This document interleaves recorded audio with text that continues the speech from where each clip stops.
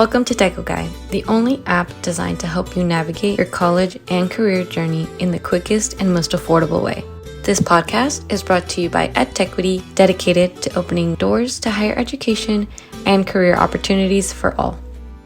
All right, so here are some of the differences between the UC and a CSU. First and foremost, UCs, there's only 9 undergraduate schools, 10 in total. CSUs, there's 23. So CSUs can accommodate a lot more people, which basically means that the admissions requirements are slightly lower for a CSU than they are a UC because of capacity.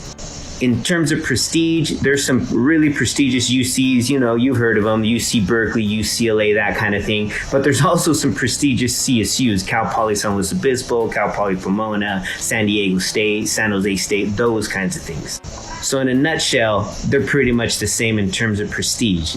UCs do have a slightly higher GPA requirement than the CSUs. The bare minimum for a CSU is 2.0, but that's not for impacted campuses. Same with UCs, they average at about 2.4 minimum GPA, but like I said, not for impacted campuses or majors. Once you go into impaction, meaning there's not enough room, everything skyrockets, and it really doesn't matter if it's a UC or a CSU. At the end of the day, if you're the first in your family that's going to college and going to get a bachelor's degree, it doesn't matter. You got to get the bachelor's degree so that you break that cycle of lack of higher education in your family.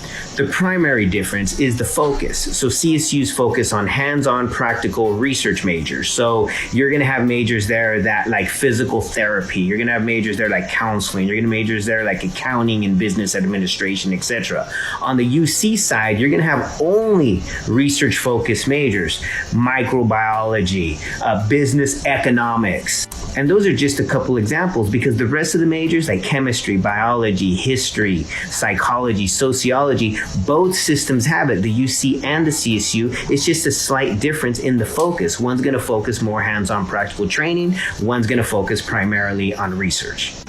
And you can mess around and jump around from system to system. So for example, I have my bachelor's and my master's from a CSU, and my doctoral studies was from a UC. At the same time, I have a bunch of students and friends that go to UC first and then end up at a CSU for their master's and or doctorate degrees. Because primarily, they're pretty much the same. They both teach the bachelor's degree, they both teach the master's degree, and they both teach the doctorate degree. So in a nutshell, it's really up to you and your preference. And at the end, both systems have financial aid programs. I mentioned the Blue and Gold program for the UC, but there's also grants for the CSU, FESOG grants, Pell grants, those kinds of things. And the UCs have the same grants as well. So, at the end of the day, just get your degree done.